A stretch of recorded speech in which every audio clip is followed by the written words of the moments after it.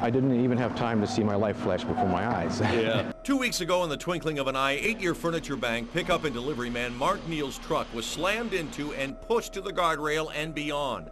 Mark, his passenger Dave, and their 16-foot fully loaded truck were suddenly in free fall. I remember there was some tree foliage that I was going through, and then the hit, and then we were upright, and the water was maybe 2-3 feet deep.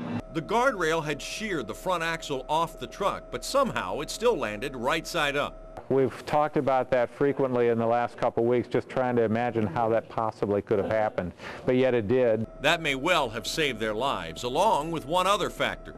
Proof positive to anyone out there that seatbelts, you know, if we hadn't been wearing our seatbelts, I probably wouldn't be here talking to you right now. It took over an hour for rescuers to get to Mark and Dave. Mark dealing with a gash at the top of his nose, Dave a broken finger, both shivering in the bitter cold as those close to them watched and the minutes crawled by. From the time they were removed from the vehicle and got to the hospital to be checked out, it was a little over 2 hours before we got any word as to their condition, and that was a long time. Mark was released late the next day, rested up, and returned to work Valentine's Day. Glad to be back and to put out this personal appeal. The crash happened, and you know, I got out of it okay.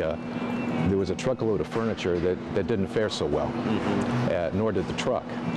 But that furniture was furniture that was destined to be distributed to people in need. And I just want to put out an all-points bulletin that furniture needs to be replaced, and then some. He tells me he's back behind the wheel and ready to deliver it.